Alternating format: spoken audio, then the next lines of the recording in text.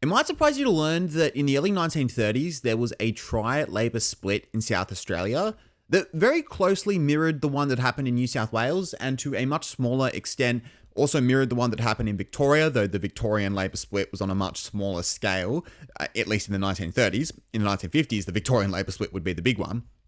But South Australia split between Lang Labor, the Parliamentary Labor Party, and South Australian Labor. So a little bit of background if you don't know the history, which I'm assuming most people don't. By the way, if you can tell why am I talking so much about South Australia, that is where my head is at right now in prepping our next rung of Barcaldine Academy modules for South Australian Labor. But anyway, in South Australia, there's a premier called Lionel Hill. Lionel Hill, ex-AFL player, so fun fact about him.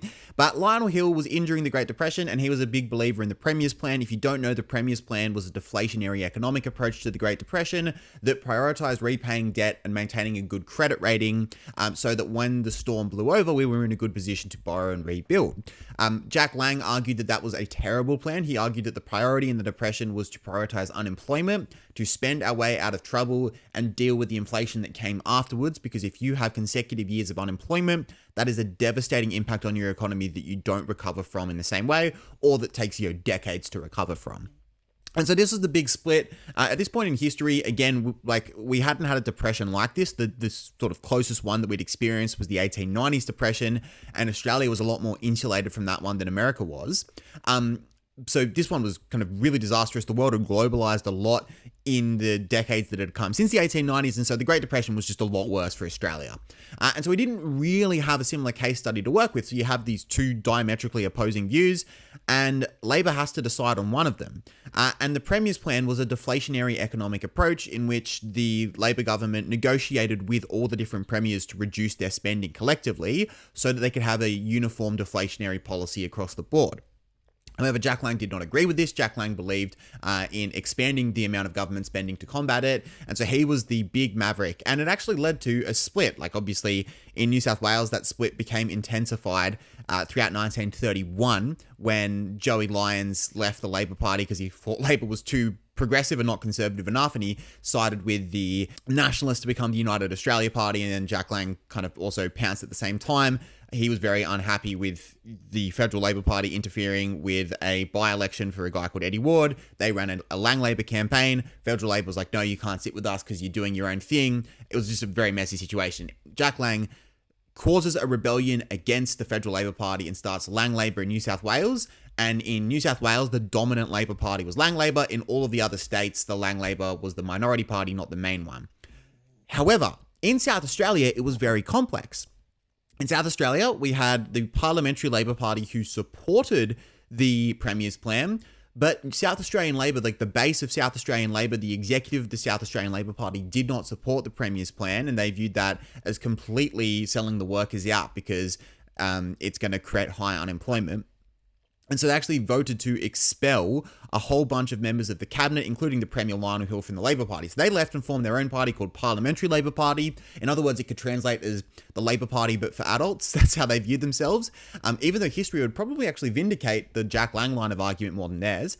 You had the South Australian Labor Party who kept marching on under their own banner. And you might be surprised to hear that Lang Labor was in South Australia. You would have thought that Lang Labor would have just said to South Australian Labor, you guys are clearly rebelling against the Premier's Plan. We'll back you guys. But Lang Labor was, again, trust Jack Lang to fight a 10,000 front war. He was also beefing with the Federal Labor Party. And because South Australian Labor still had fellowship with the Federal Labor Party, Jack Lang was like, nah, we're going in there, we're running our own one, boys. And Lang Labor ran their own campaign in the South Australian elections. This is in 1933. Now, the results were disastrous. And the South Australian Labor Party, they had a lot of reasons to have grievances against their leader. Lionel Hill, the polling was terrible. He actually couldn't even find a seat to get pre-selected for the 1933 election, and he's the premier, crazy circumstances to find himself in. So he basically got a golden handshake where the cabinet wanted him out of the picture. They didn't want him leading them into the next election. He takes up a very lucrative position as the agent general, kind of like the John Barilaro role, but rather than being for New York, instead being for London. And so he sets that job up for himself and gets out of there, to quote another leader of a major party setting up a state ambassador sort of position abroad. Anyway, So the South Australian Labor Party had very legitimate grievances against Lionel Hill and against the Parliamentary Labor Party. So they all ran under different banners, and it basically just really complicated the vote. In 1933, South Australia did have preferential voting, but it was a quotient system where basically the way that it worked was it wasn't it was like a halfway point between compulsory voting and optional preferential voting, where you did have to number a certain number of people, but you didn't have to number the whole thing. And so it like similar to an above the line, below the line, but on a much smaller scale. And so depending on how many, like these were multi-member electorates, depending on how many members ran in your electorate, that would dictate how many people you had to put down on your list. And so basically, if you could leave the Labor Party out of it, or your rivals to the Labor Party out of it, this would often happen for the voters. And so it was infighting, preferences didn't flow through to each other at all. And the net result was that, and you might be thinking, if you know anything about South Australian history, you might be looking at this thinking, okay, like Labor gets 48%, well, but the three Labor parties combined get 48% of the vote and collectively win 13 seats. The Liberal and Country League win 29 seats with only 35% of the vote. I think I know what's going on there. This must be the Playmander, the sort of infamous malapportionment that heavily favoured rural electorates above urban ones in South Australia. And to that I would say, no. The Playmander only comes after this 1933 election with Richard Butler, before Thomas Playford. It's actually, Playford continues the Playmander. He doesn't actually start the Playmander. Anyway, we'll carry on. The reason why the numbers are just so bizarrely, like again, Labor 48% of the vote but wins 13 seats, LCL 35% of the votes wins 29 seats, is the fact that the Labor preferences didn't flow through to each other and the Labor parties effectively shot themselves in the foot, even though they were in government during the Great Depression, and the sort of public unrest towards the South Australian Labor Party wasn't anywhere near as strong as what it was towards other parties in different jurisdictions. So afterwards, the Labor Party comes together and all three wings, Parliamentary Labor, South Australian Labor and Lang Labor, and they're like, yeah, we messed up there. That was, what were we thinking? That was idiotic. We all just shot ourselves in the foot, and we have given the Conservatives a silver platter to go and enact whatever reform they want, and they can justify it because they're in the context of the Great Depression. And sure enough, after that, Richard Butler begins the Playmander, where you basically, like, the number of rural seats to urban seats were 2-1, and the the rural vote was so much stronger. I think at one point, like, you found, I can't remember which election it was, there was one election in where one of the rural seats was worth 10 times what one of the urban seats was worth, in terms of the disproportionate voting power. So the Labor Party shot themselves in the foot. They were very quick to recognise their mistake and came back to the table with a fair degree of humility to reunify. And they gave the ultimate senior leadership to the South Australian Labor Party rather than the PLP or Lang Labor. But they were out of power until 1965. Because when the Liberal and Country League got in, they set up the system so that it was really hard. Like, you had TPP where, like, the Labor Party was dominating them on the TPP, and still unable to get really close to forming government. In fact, the Labor Party, like, this is sort of moving away from the point of the video here, but just as a fun fact, the Labor Party gave up on a unified campaign. They didn't even bother with, like, a universal campaign slogan to go out to all of South Australia. They just went, we're going to go like surgical approach here, seat by seat, and completely cater our campaign around winning these rural seats that we find really hard to win. Anyway, the lesson was learned. New South Wales Labor, again, New South Wales is a much less sensible version of South Australia, and I say that as a New South Welshman. We take a little bit longer to learn our lessons, and so New South Wales was slower to reunify, but they did, and Jack Lang eventually stepped aside, and the New South Wales Labor Party was taken over by Bill McKell. So I think there's three categories of people of what happens to them after they leave the tent of the Labor Party. So one is just to become a Conservative. That either means joining the Liberal Party or joining the coalition, or like Bob Santamaria, just being a Conservative voice. He never joined the Liberal Party. Preferences always flowed through to the Liberal Party under him. And he was always quite vocal in the Labor Party failing to represent Conservative Australia on either social issues or in their ability to combat communism. You then look at the others, and I mean the word liberal not in terms of party as in just a liberal. I wouldn't even use the word smaller liberal, so I'm not thinking like free market individual liberties. I'm thinking liberal in its original sense under William Gladstone in the UK. So if you haven't listened to the most recent episode of the pod, Disraeli was the leader of Conservatives, Gladstone was the leader of the Liberals.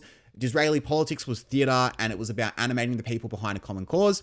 For the Liberals, it was about, yes, liberty, but more so exercising morality in politics as well. And so I think often you see what happens to people when they leave the Labor Party is material outcomes becomes less and less of a priority because it just becomes much harder to achieve. And politics becomes more an exercise in showing morality as well. So you often hear like, where are your principles, not party, that sort of thing.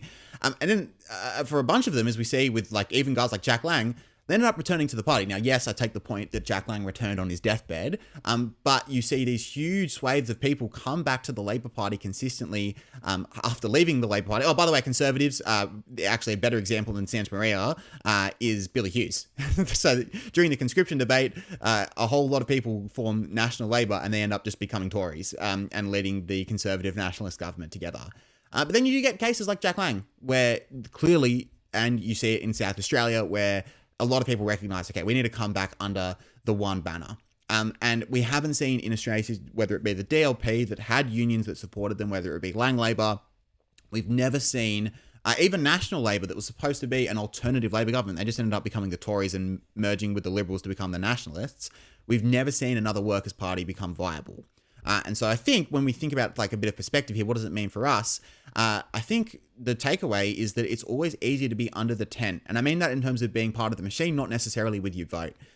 There are plenty of good reasons not to vote Labor if you have grievances with the Labor Party and you are a general supporter of having a strong Workers' Party. I've made this argument plenty of times before, but you look at the 2011 New South Wales election, it's like, Labor needed to be sent a message there. It reached a dreadful state where not only do you have Eddie Obeid, but you've just got this black hole of people engaging in flat out criminal behavior in the Labor Party. Now you can be a faithful believer in the machinery of the Labor Party and the fact that creating a new Labor Party is not an alternative. It needs to be reformed. It doesn't need, a revolution won't be the answer here because there is too much good infrastructure at play to abandon straight away. But you're being completely justified in putting Labor last to send them a message, I feel. I say that as someone who's a Labor supporter. When I say always maintain unity under the Labor banner, I don't mean necessarily with your vote. I just mean in terms of being a member in your party infrastructure and looking to create a new breakaway party. I think there's a lesson in enduring party frustrations as well. Again, the Premier's plan would have seemed like the biggest thing in the world in 1933. In 1916, 1917, conscription would have seemed like the biggest thing in the world. 5 years later, those are not frontline issues. And so I think just a bit of perspective of like, I know this thing feels like it's the biggest issue in the world right now. But if you look at the perspective of Labor throughout history, often the things that have seemed like the biggest issues have not been the ones that have ended up being the biggest issues. And then ones that often aren't even included, like, I don't know, let's just take superannuation, mega reform from Paul Keating that massively impacted the future of the economy. In terms of how much it was considered the life and death of Paul Keating in terms of his political career, it wasn't as front and center as what you would expect. So again, when it comes to frustrations that you might have with the party, just endure. When it comes to internal dynamics, there are plenty of frustrating things about the Labor Party. Like, I talk to people in the Barcaldine Academy all the time. One guy was basically like, my branch is firmly in the hands of the left, the New South Wales left. He's from the New South Wales right, Centre Unity. And he was like, I basically, no one put their hand up for a leadership position, but until I put my hand up for a leadership position on the right, then all of a sudden there were like 3 people from the left who put their hand up to go for the same leadership position to prevent the branch falling into the hands of someone from the right. And, I know people that have not been able to get pre-selection because of the captain's call or because of branch stacking or anything like that. They are very frustrating things, don't get me wrong, and it demoralizes you and saps you from energy within the party. I imagine for a lot of people in Farah to not get any support from up top. I know strategically it was very good play from Labor to not get themselves in the bloodbath and make it a right on right fight. But that would be very demoralizing if you're from Farah to not get a tilt or an opportunity at running a campaign, or even just to pick up a number of primary votes to even make a return on investment for for the party. But there are frustrating things in the party, and I say this with some degree of confidence. I think the historical answer we get is to endure rather than to let it break you. I think as well, like you say this all the time of like, I mentioned this in a previous video, how is this not a red line for you? And this is the sort of sales pitch that minor parties will often use for someone in the Labor Party to get them to leave the Labor Party or to not vote for the Labor Party. I think there's more of an argument there for getting them to not vote for the Labor Party, but to leave the Labor Party and leave its infrastructure, I think is a different thing. With some really rare exceptions to the rule. Like if Albo just started doing a domestic genocide, obviously then policy comes into the equation here. But I really do think that the whole idea of a red line, should you leave a party or should you stay in a party, actually applies for the party structure far more than any specific policy issue. And so I think like, if the unions were divorced from the Labor Party, then I'm out of the Labor Party because it's no longer a workers' party. But really, each of those policy issues or having to take my medicine on a policy that I don't like, these are very overcomable issues and really probably won't be that much of an issue in 5 or 10 years' time. However, the party structure, if we divorce the unions from the Labor Party, in 10 years' time, that's going to be a mega issue for the Labor Party and for their policy priorities as well. And then I think the other thing as well is, if the historical solution isn't to leave the Labor Party, then join your local branch and be an advocate for the policies that you want to see. I say this all the time.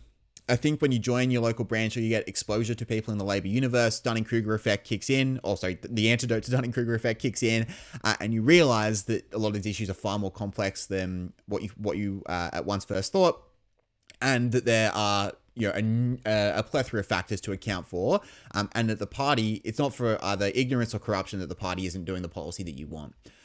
So I would strongly recommend joining the local branch if you do have grievances with the Labor Party, but you do believe in the concept of Workers' Party. Obviously, if you don't think that having a Workers' Party is very important, no need to join Labor. Just go join. I don't even know who the major party on the right is anymore after the Farah by-election, but join one of those three and push for the agenda that you want. Now, the Barcaldine Academy is getting close to reopening back up once again. As you can see, my brain is very much in South Australia mode. I am working through those South Australian modules and creating them to be as accessible and digestible as possible. So go put your name down on the list if you haven't already. That list does not lock you into anything. It's just the first people that I contact when new spots open up for the Barcaldine Academy. And Simon Curtin usually comments about 20 minutes in. So see if you can beat Simon Curtin today and come up with your best Simon Curtin parody comment. And here's the other crucial thing as well. You need to make sure that you get 6 likes on your comment because weirdly, every Simon Curtin comment seems just to have 6 likes on it. But also, when you see him, he's literally a bot. So don't waste. I know a lot of people have gone into bat for me against Simon Curtin. He's a bot. Don't waste your Monday because you will literally never get the final word against him.